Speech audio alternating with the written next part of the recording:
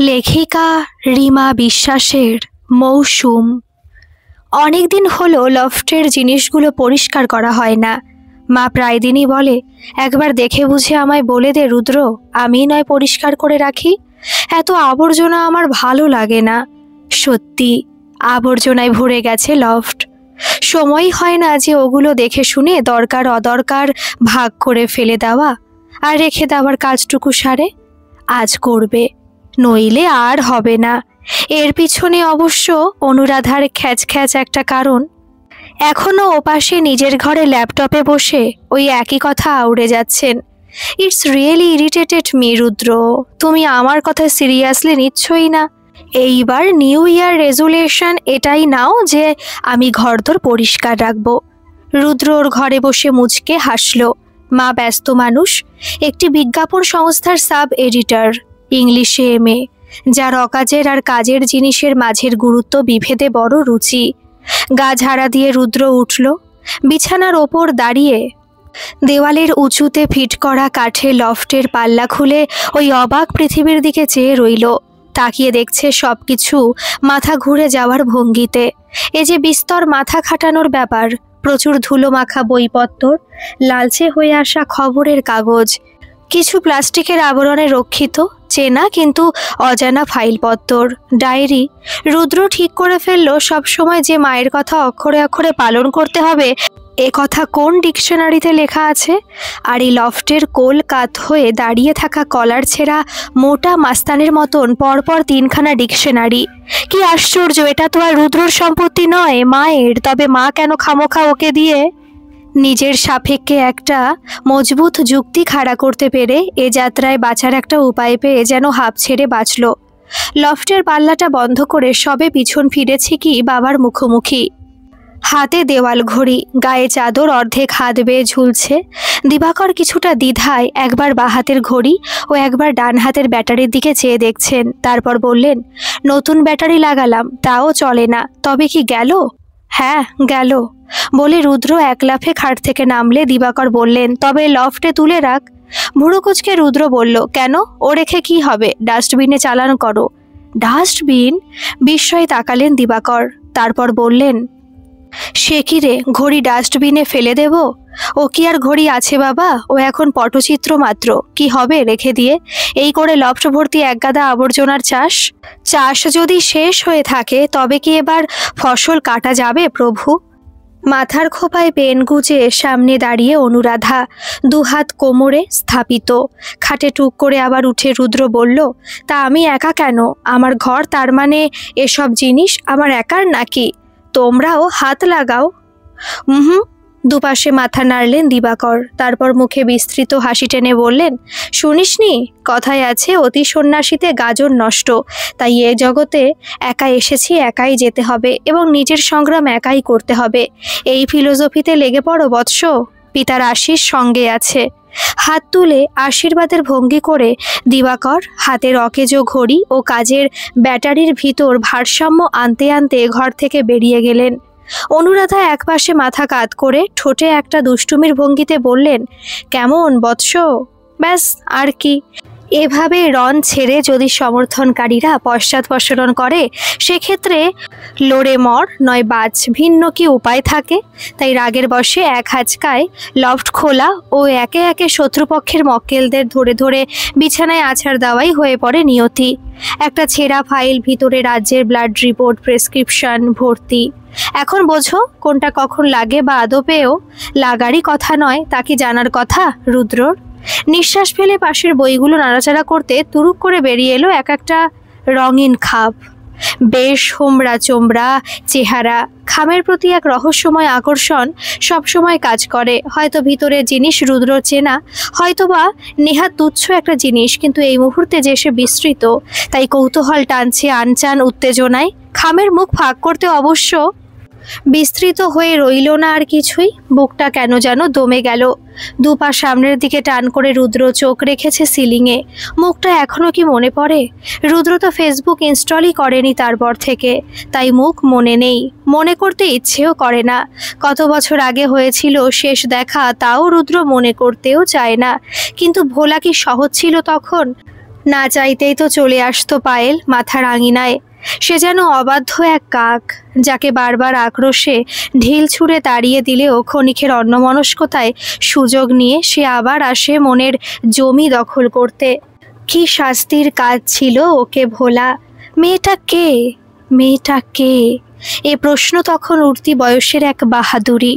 কৌশিক আর রুদ্র বেঞ্চের আগে পিছে বসে। কলেজ তখন, ক্লাস চলছে ম্যাথসের। আইএম স্যার বোর্ডে চকের টানে সমাপ্তি করলেন একটা প্রকাণ্ড ইকুয়েশন। ঝ্যাক শব্দে বেল পড়ল ক্লাসে। জোর চমকেছে রুদ্র। পিছন থেকে খোঁচা মারল কৌশিক। মন কার বাড়িতে রেখে এলি ভাই? স্যার বেরিয়ে গেলেন গটমটো পায়ে। পিছন ফিরে রুদ্র বলল, নেই ভাই। কি নেই? মন মর্শালা। মাত্র 10 দিন আমার গাইডেন্সের বাইরে, আর এর মধ্যে ছেলে অঘটন ঘটিয়ে বসলো। এই শিক্ষায় বড় করলাম তোকে। সামনের বেঞ্চে ওর কাছে ঘেঁষে বসে কৌশিক চোখের ইশারায় রহস্য হেনে বলল, মেয়েটাকে মানালিতেই দেখা। একই ট্যুরিজম, আমাদের ট্রাভেল প্ল্যানার। সো যা হয় পুরো ট্যুরটা কেমন দেখতে ছবি দেখা। তখন ফেসবুক ছিল মোবাইলে। ছবি দেখালো রুদ্র। গশ ড্যাম হট ইয়ার। কাম অন ইয়ার, not hot, you can say sweet. ওহো পজিটিভ। পজিটিভ না অবসেসড তা বুঝতো না রুদ্র, কিন্তু তখন মনের দরবারে যেন সকাল বিকেল একই রাগ বেজে চলেছে। পায়েল পায়েল পায়েল। নয়নতারার মতন গায়ের রং, ছোটোখাটো চেহারার খুব মিষ্টি একটা মেয়ে। চোখ দুটো কেমন ঢুলু ঢুলু। হ্যাঁ, এখনও বর্ণনা যদি দিতেই হয় তবে এরকমই কিছু মনে আসে। কলেজের বাইরের গেটের সামনে দেখা করা, তারপর একসঙ্গে অনেকটা পথ শুধুই হাঁটা, গল্প করা। পায়েল যদি কোনো প্রস্তাব দেয় তার ভিতর লুকিয়ে থাকে কত ভবিষ্যৎ পরিকল্পনা। বলল, রুদ্র তোর কি মনে হয় এই ম্যাথসে তোর কোনো ফিউচার আছে?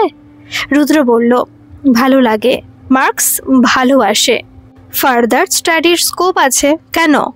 আমার মনে হয় ম্যানেজমেন্ট করলে জব অপরচুনিটি বেশি। কথাটা তো খারাপ বলেনি। অঙ্ক করে কি হবে? অঙ্কের মাস্টার? তা তো হবে না, কারণ সরকারি স্কুলে চাকরি হয় না। প্রাইভেটে অবশ্য হয়ে যাবে, কিন্তু সেখানে কনভেন্ট এডুকেটেডদের ফার্স্ট প্রায়োরিটি। রুদ্র বাংলা মিডিয়ামের ছেলে। প্রফেসর হতে গেলে নেট সেট ক্লিয়ার করেও প্যানেলে লম্বা অপেক্ষা। ব্যাংকে চাকরি কি আইটি সেক্টরে ফিনান্স ডিপার্টমেন্ট? তবে অ্যাকাউন্টের ছেলে মেয়েরা কোথায় যাবে? রিসার্চ? না, অত মেধা নেই রুদ্রর। শেষে যদি কম্পিউটারেই ভাগ্য থাকে তবে ম্যানেজমেন্ট কেন নয়? সে কথা কৌশিককে বলায় ও তো ফস করে বলে উঠল, ওই ছাগল নাকি রে তুই? ম্যাথসে ফিউচার নেই, এসব বেকার কথা কে বলে তোকে? সে সময় চুপচাপ থাকলেও বারে বারে রোজগারের চিন্তা, কিছু একটা করার চিন্তা, বিশেষ করে আর্থিকভাবে সফল হওয়ার পাগল করা দুশ্চিন্তায় রুদ্র ম্যাথসের অনার্স মাঝপথে ছেড়ে ভর্তি হয়ে গেল ম্যানেজমেন্ট, ফিন্যান্স অ্যান্ড মার্কেটিং। একেবারে নতুন পরিবেশ, অচেনা ছাত্রমহল, বাড়ির লোকের অজস্র কিন্তু কিন্তু এবং একটা দ্বিধার মধ্যেও এই সিদ্ধান্তই নিল রুদ্র। আর প্রথম সেমিস্টারে প্রায় মুখ থুবড়েই পড়ল। সে সময় বাড়ি থেকে যাচ্ছে তাই ভাবে চাপ দিল। বলল, এরকম খামখেয়ালি মেজাজের ছেলেদের জীবন নষ্ট হওয়াই শেষ গতি। দিবাকর ব্যাংকিং সেক্টরে উচ্চপদে আছেন। ছেলের ওপর তখন বেশ ক্ষিপ্ত। খালি বলেন, confidence is good Rudra, but over confidence could kill your success. যে বিষয়ে বোঝো না সে বিষয়ে প্রফেশনাল কোর্স ভরাডুবি ছাড়া কি হবে? এখন না যেতে পারবে ওই দিকে, না বজায় রাখতে পারবে এই দিকটা। অনুরাধা বললেন, অবাধ্যদের কিছু আমি বলি না, কিন্তু সত্যি সে সময় পায়েল যেন একটা পিলার হয়ে দাঁড়ালো। বলল, তুই পারবি রুদ্র, শুধু মনের জোর রাখ। হট করে একটা স্ট্রিম চেঞ্জ, তাই আমি তোর ওপর পুরো বিশ্বাস করি। বেশ ভালো চলছিল। তারপর পায়েল ওর কোনো তুতো দিদির কাছে থেকে নোট, কোচিং সেন্টারের হদিশ, বিগত দিনের প্রশ্নপত্র, প্রজেক্ট সব এনে জোগাড় করতো। ঠিক যেন ইঁদুর সারাদিন পরিশ্রম করে তার গর্তে যাবতীয় প্রয়োজনীয় জিনিস জড়ো করছে। এই কারটা তখনকারই মনের জোর বাড়াতে দিয়েছিল, আমরা পারবো। পায়েল তো নিজের সঙ্গে ওকে একটা সুন্দর দুনিয়া বানিয়ে প্রায় কল্পনার সংসারই পেতে বসেছিল। কেমন ফ্ল্যাটে থাকবে, কোথায় কোথায় ট্যুর করবে। ওর জব আর রুদ্রর জব যদি একই অফিসে হয় তখন নিশ্চয়ই টাইম ম্যাচ করে যাবে, আরও কত কি। পায়েল ইঞ্জিনিয়ারিং পড়ছিল তখন, কিন্তু ও কি জানতো যে মেয়ে ইঞ্জিনিয়ারিং পড়ে, যার নিজের পায়ে দাঁড়ানোর স্বপ্ন, সে কখনো বাড়ির ইচ্ছার অধীন হয়ে পড়বে? হুট করেই তো এলো পায়েলের ফোন। রুদ্র তখন ওর কোনো একটা সেমিস্টারের জন্য তৈরি হচ্ছে, সামনে পরীক্ষা। পায়েল ফোনে হড়বড় করে বলল, বাড়িতে কি করে জানাজানি হলো জানি না রে, এখন বাড়ি থেকে বেরোতে দিচ্ছে না, আমায় কল করিস না। তারপরই ফোন সুইচ অফ। কি আশ্চর্য, গতদিন সন্ধ্যের সময় ওরা একসঙ্গে একটা ক্যাফেতে বসে চিকেন স্টিমড মোমো খেয়েছে। পায়েলের একটা সেমিস্টারের রেজাল্ট বেরিয়েছিল, ও ভালো স্কোর করেছে। সুপে চুমুক দিয়ে বলছিল, রুদ্র, তোর মনে হয় না আমরা একে অপরকে অনেক দিন ধরে চিনি? হ্যাঁ, তা তো চিনি। করগুণে রুদ্র হিসেব করলো, ওই তো গেল জুনে দেখা, আর এখন চলছে ফেব্রুয়ারি। আরে ধুর, সেরকম নয়, মনে হয় না এই রিলেশনটা কত পুরনো। সোলমেট টাইপ কানেকশন ফিল করিস না? বিশ্বাস কর, যেদিন তুই ফার্স্ট আমার চোখের দিকে তাকিয়েছিলি, আমার মনে হয়েছিল খুব চেনা কেউ, অথচ সেদিন তোকে ফার্স্ট দেখি আমি। Really Payel? Yeah, don't you feel what I did? Rudra ওর চোখে চোখ রেখে পার করে দিতে পারতো একটা গোটা সন্ধে, কি একটা হেমন্তের রাত। ওয়েটার বিল নিয়ে এসে, এক্সকিউজ মি স্যার, না বললে হয়তো ওভাবে ওরা বসে থাকতেও পারতো। আর তার ঠিক 24 ঘন্টার মাথায় কি এমন ঘটতে পারে? পায়েল বলেছিল বাবার বড় ব্যবসা, জিনিসপত্র লোডিং আনলোডিংয়ের কারবার। বাড়িতে শিক্ষার তেমন প্রভাব নেই, কারণ বেশিরভাগ সময় দাদা আর বাবাকে ড্রাইভার আর খালাসি শ্রেণীর মানুষের সঙ্গে ওঠা বসা করতে হয়। দাদা তো বেশি দূর লেখাপড়া করেওনি, তাই পায়েল ইঞ্জিনিয়ারিং পড়ায় বাড়িতে ওকে সকালে চোখে হারায়। সিভিল ইঞ্জিনিয়ারিং করছে, ওর বাবা বলেছে প্রচুর লোকজন জানাশোনা আছে ওনার, যে কোনো কোম্পানিতে ঢুকিয়ে দেবে। তারপর রোড কনস্ট্রাকশন করবে আমার বেটি। হেসে খুন হতো পায়েল। বাবার ইচ্ছে যে পথে বাবার ট্রাকগুলো যায় তার প্রতিটা রাস্তা যেন আমি করি। তবে এমন পরিবারে মেয়ে যদি প্রেম করে, সেখানে 90s মুভির সিন করার কারণ? দিন 10 হয়ে গেল, পায়েলের কোনো ফোন নেই। রুদ্র তখনও একটা পরীক্ষা বাকি। ভিতরের উদ্বেগ তখন আর পড়ায় মন বসতে দিচ্ছে না। কি হলো ওর? তবে কি আর কোনো দিনও দেখা হবেও না? আর চুপচাপ বসে বসে দেখবে পায়েলকে একেবারে নিরুদ্দেশ হয়ে যেতে দিতে? পরীক্ষার আগের দিন বিকেলে হুট করে স্থির করে ফেললো আজই যাবে। ওর বাড়ির ঠিকানা পায়েল নিজেই বলেছিল যাওয়ার আগে শুধু একটা ফোন করে দিবি, কিন্তু সেই ফোনই তো সুইচ অফ। বিশাল বাড়ি, দোতলা, সামনে বড় গেট। দোতলার ব্যালকনি দূর থেকে দেখে ফুলের ঝুলন্ত বাগান বলে ভ্রম হয়। গেটকিপারকে পায়েলের নাম বলতে সে ভিতরে ঢুকিয়ে দিল। সেগুন কাঠের ওপর রথের চাকা নকশা করা বিরাট দরজা। দরজার বার্নিশ চকচক করছে, পেতলের ঝকঝকে করা, বেশ কয়েক জায়গায় কায়দা করে ফিট করা। একপাশে কলিং বেলও আছে। রুদ্র বেল বাজালো। দরজা আর ও যে বারান্দায় দাঁড়িয়ে থাকে, মাথার উপর ঝুলছে ফুলের টব, পাশে পাশে লাইট, মাথার সিলিংয়ে গোলাকার আলপনার মতন ফলস সিলিং। দ্বিতীয়বার বেল বাজালো রুদ্র। এবার সালোয়ার কামিজ পরা রুক্ষ ত্বকের মলিন বর্ণের একজন 18-19 বছরের মেয়ে দরজা খুলে তাকিয়ে। রুদ্র বলল, পায়েল। মেয়েটি কিছু বলার আগেই হেরে গলায় এক পুরুষ কণ্ঠ বলে উঠল, কে কে এসেছে? মেয়েটি দরজা ছেড়ে দাঁড়ালে। রুদ্র দেখল খালি গায়ে এক ভদ্রলোক দাঁড়িয়ে, পরনে লুঙ্গি, বুক চওড়া, লোমের আবর্জনায় ঠাসা, পুরো গোফ, চোখের তলে কালি, কিন্তু দুচোখ রক্তাভ। ওনার চেহারা দেখে রুদ্র ভয় পেল। বলল, আমি রুদ্র। পায়েলের কিছু বলার আগেই লোকটা ওর হাত খপ করে ধরে এক হ্যাচকায় ঘরে ঢুকে চিৎকার ছুড়ে বলল, বাপ্পা বাপ্পা। কিছু বুঝতে না পেরে রুদ্র তখন নিজের হাত ওর মুঠি থেকে ছাড়াতে ব্যস্ত। মুহূর্তের মধ্যে দৈত্যের চেহারার বাপ্পা নামের ছেলেটির আবির্ভাব। গাট্টা গোটা বিশাল বুকের চেহারা, লম্বায় যদিও তেমন বেশি নয়। মুখের ছাঁচ এই লোকটির মতন, মাজা গায়ের রং, চোখের তলে কালি এবং দু চোখই লালচে। বাপ্পা নামের ছেলেটি রুদ্রকে দেখা মাত্র যেন জ্বলে উঠল। চেঁচিয়ে বলল, এই এই এই সেই মাল বাবা, এর সঙ্গে বোনকে খাবার খেতে দেখেছি। লোকটা তখন রুদ্রর দিকে ফিরে বলল, বহুত হিম্মত না রে, তোর লাশ গায়েব করে দিতে পারি, তা জানিস? প্রেম করবি, তাও আমার মেয়ের সঙ্গে? বড় লোক দেখে ফাঁসাতে চাস? রুদ্র তখনও নিজের হাত ওর মুঠি থেকে ছাড়াতে পারেনি। রাগ যদিও মাথায় চড়ে নাচছে, দু কান দিয়ে আগুন বেরোচ্ছে। চেঁচিয়ে বলল, বিহেভ ইয়োর সেলফ। এটা ইন্ডিয়া কেমন? এখানে ক্রাইম করে কেউ পার পায় না, হাত ছাড়ুন। এক ঝটকায় হাত ছাড়িয়ে নেয়ও। লোকটা দুহাত বুকের ওপর রেখে ভুরু নাচিয়ে হাসছে। তারপর বাপ্পা নামের ছেলেটির দিকে চেয়ে বলল, সাহস দেখেছিস? ছেলেটি মুহূর্তে ছুটে এসে ওর ভীমের গদার মতন দু হাতে চেপে ধরল রুদ্র টি শার্টের কলার। আক্রোশে বলতে থাকলো, পুলিশ ডাকবো? বলবো বাড়ির মেয়ের ইজ্জত নিতে এসেছিলি? সারা জীবন লকআপে কাটবে রে শুয়ার। রুদ্র দুহাতের বলে সজোরে ধাক্কা মারল বাপ্পার বুকে। তারপর আঙুল নেড়ে বলল, খুব সাবধান, আমি তো আপনাদের কোনো ক্ষতি করতে আসিনি, এসেছিলাম পায়েলের খোঁজ নিতে। ও ফোন ধরছে না তাই। ছেলেটি আবার ফুঁসে উঠে ষাঁড়ের মতন এগিয়ে এলো। ফের যদি বোনের নাম নিস, শালা 2 টাকার চ্যাংরা, আমাদের প্রপার্টি নিবি? কি বলছেন কি? আমি আর পায়েল দুজন দুজনকে ভালোবাসি, এখানে প্রপার্টি আসছে কেন? তাই নাকি? বলে বাপ্পা চিলের গতিতে রুদ্রর প্যান্টের পকেট থেকে ওর মোবাইল বের করে স্ক্রিন লক খুলতে বলল, প্যাটার্ন বল। রুদ্র বিস্ময়ে বলল, কি করছেন কি? প্যাটার্ন বলবি? বাঘের মতন গর্জে উঠে বলল পায়েলের বাবা, সেই লোমশ লোকটি। রুদ্র তখন উত্তেজনায় স্নায়ুতন্ত্র বেকাবু, ঘাম হচ্ছে, মাথা কাজ করছে না। এরা কি করতে চাইছে? রুদ্র বলল, ফোনটা দিন। প্যাটার্ন বল আগে। বাপ্পা নামের ছেলেটা দু চোখে ভয়ঙ্কর জেদ। রুদ্র বুঝতে পারছিল ওর কিছু করার নেই, কিন্তু ও কিছুতে মোবাইলের স্ক্রিন লকের প্যাটার্ন বলবে না। কিন্তু একটা চ্যাংড়া মতন ছেলে কোথা থেকে এসে মোবাইলে ঝুঁকে বলল, কি নাম আছে ওর? কার? বাপ্পা খেকিয়ে উঠল, ওই ছেলেটার। রুদ্রকে দেখিয়ে চ্যাংড়াটা বলল, রুদ্র, কতবার তো বলল কানে তুলো গুজে বসেছিলি, তবে আর দাও। রুদ্রর মাথায় আগুন। মনে হলো এক চড়ে চ্যাংড়াটা দাঁত কপাটি আলগা করে দেয়। স্ক্রিন লক খুলে গেলে বাপ্পা ফোনের কল লিস্ট থেকে বাবা খুঁজে বের করে কল করে দিল বাপ্পা।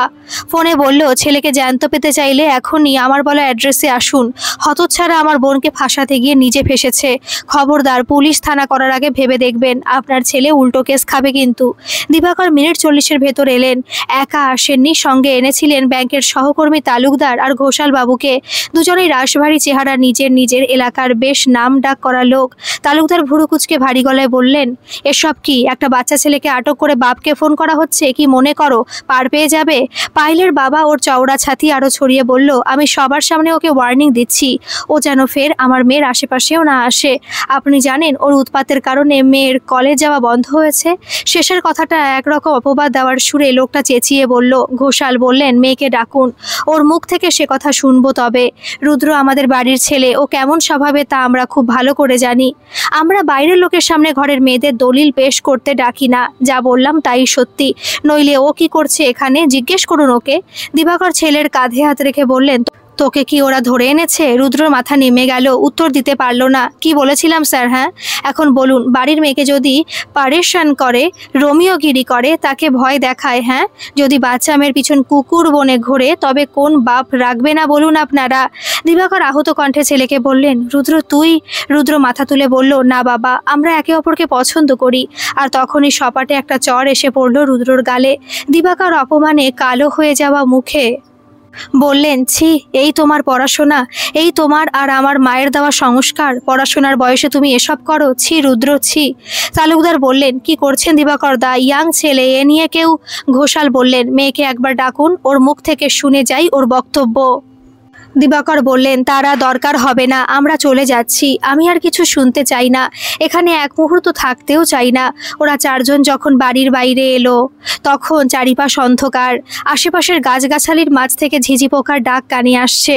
গেটের বাইরে যখন তালুকদার আর ঘোষাল বাইক স্টার্ট দিচ্ছেন, তালুকদারের মোটর বাইকের পিছনে বসে দিবাকর। ঘোষাল বসিয়েছে রুদ্রকে। রুদ্র তাকালো উপরে, ওদের ছাদে।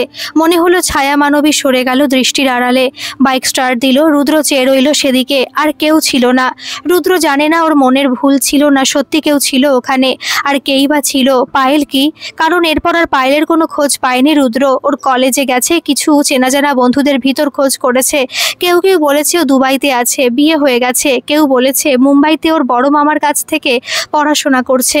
সত্যিটা আর জানা হয়নি রুদ্রর, কিন্তু সেদিনের ঘটনা পরিবারে, ওর মনে, ওর জীবনে, কেরিয়ারে তীব্র প্রভাব ফেললো। যেন গোড়া থেকে নাড়া খেলো একটা পরিবার। কেউ মেনে নিতে পারছিল না এ অপমান।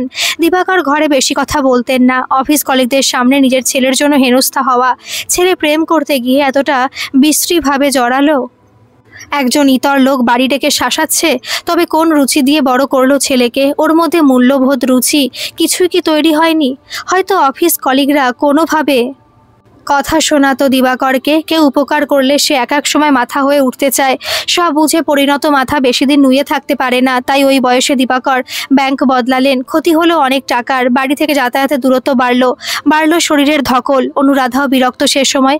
অল্প বয়সের ছেলে মেয়েদের প্রেম আর তার জন্য সর্বস্ব জলাঞ্জলি দেওয়ার প্রবণতা তিনি মোটে বরদাস্ত করেন না। সেখানে নিজের ছেলে কিনা এমন ছোটলোক ফ্যামিলিতে গিয়ে প্রেম করতে গেল।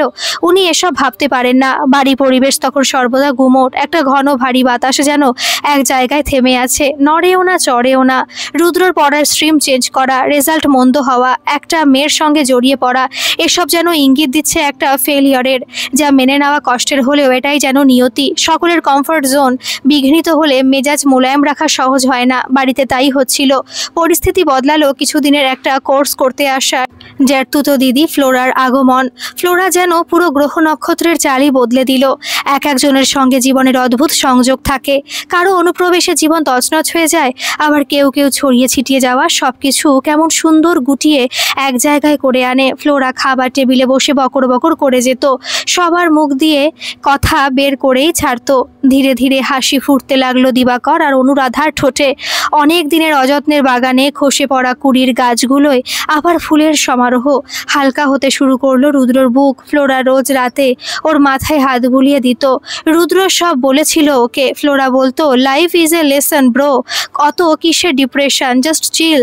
বুদ্ধা বুদ্ধিকে ওদের ভিজে মন নিয়ে থাকতে দে। দুদিন মন কাজের চাপে শুকিয়ে গেলে আবার আগের মতন ফুরফুরে হয়ে যাবে। রুদ্র বলতো, আমার খুব গিল্ট ফিল হয় রে দিদি, আমার জন্য বাড়ির লোকের এত হ্যারাসমেন্ট। তো ফ্যামিলি কিসের জন্য ভাই? ফ্যামিলিতে কারো ভালো হওয়ার জন্য যেমন সবার ডেডিকেশন থাকে, তেমনি কিছু খারাপ হলে থাকে সবার রেসপন্সিবিলিটি। তুই এত চাপ কিসের জন্য নিচ্ছিস? তোকে কাকা কিছু বলেছে? না, তবে খালি নিঃশ্বাস ফেলে। ফিক ফিক করে হেসে ফ্লোরা বলল, তবে মনে হয় প্রাণায়াম করে, অনুলোম বিলোম টাইপ কিছু হবে। সময় সব ভুলিয়ে দেয়।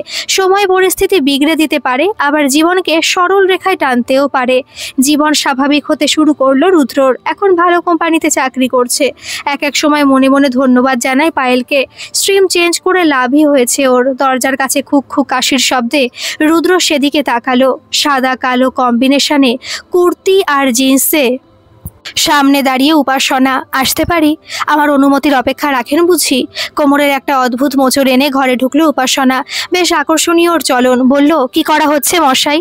জমে থাকা পাপের পুনরুদ্ধার, তাদের নির্বাসনের আয়োজন ও কিছু পুণ্য কর্মের সদ্গতি করুন। তবে আমি বরং ও ঘরে আন্টির সঙ্গে এই কোথায় সহযোগিতা করবে তা নয়, পশ্চাৎপসরণ। উপাসনা হাসছে, বলল, বলো কি করতে হবে? দুজনে মিলে আবর্জনা পরিষ্কারের অভিযান শুরু করলো নতুন করে। ওই ফাইলের কাগজগুলো দেখো। আরে ডেট দেখে ফেলো না। অত পুরনো ডাক্তারের প্রেসক্রিপশন লাগে না।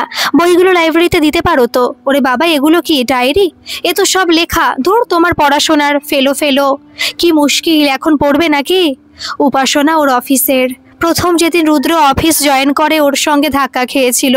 উপাসনা কড়া চোখে ওকে মেপে বলেছিল, দেখে চলতে পারেন না? রুদ্র সরি বলতেও পারেনি। তখন অচেনা মেয়েদের মনে হতো ক্ষতিকর। ওই দিনই অফিস ক্যান্টিনে রুদ্রর গায়ে ছলকে পড়ে উপাসনার কোক ভর্তি গেলাস। রুদ্র ভয়ঙ্কর ক্ষেপে উঠে চেঁচিয়েছিল, এটাকে ইচ্ছে করে করলেন? ইয়ার কি হচ্ছে? উপাসনা অত লোকের সামনে ওই মূর্তি দেখে ঘাবড়ে গিয়েছিল। চোখে জল চলে এসেছিল ওর। সরি বলেছিল তবু। অফিসের বাকিরা বলাবলি করলো এই নিয়ে। রুদ্র অতিরিক্ত বাড়াবাড়ি করলে। আরে কেউ কি ইচ্ছে করে? বাচ্চা তো আর কেউ নয়।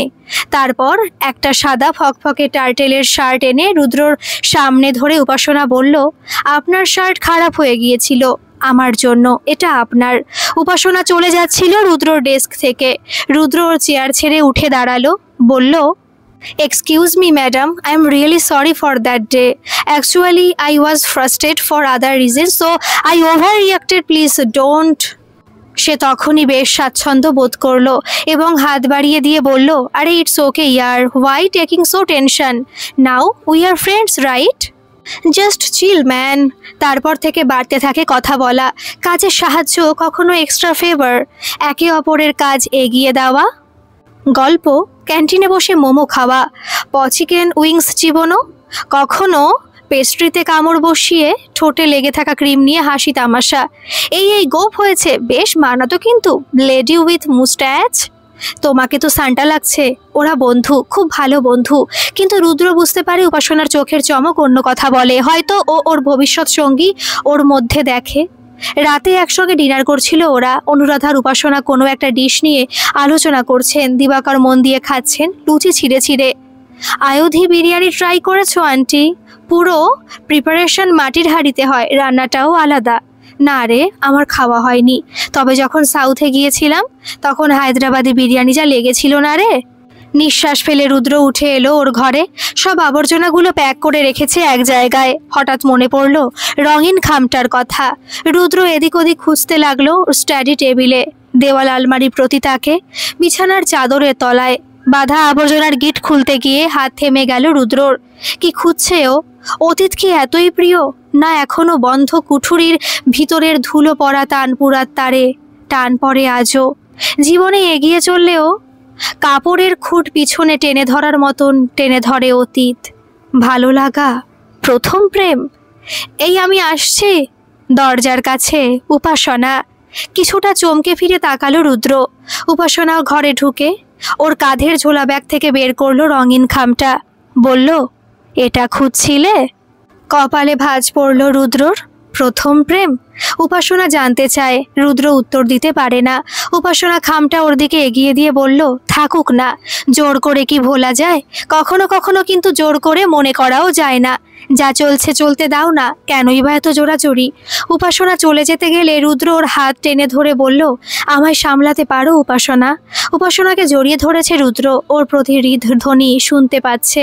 উপাসনা ওর আঙুল চালাচ্ছে রুদ্রর চুলের ভিতর। রুদ্রর কান্না পাচ্ছিল, যে কান্নার আজ থেকে 8 বছর আগে বাঁধ ভেঙে আসার কথা, সেই কান্না বুক ঠেলে বেরিয়ে আসতে চাইছে আজ। গল্পটি কেমন লাগলো অবশ্যই কমেন্ট করে জানাবেন, আর ভালো লাগলে একটা সাবস্ক্রাইব করে আমার পাশে থাকবেন। ধন্যবাদ।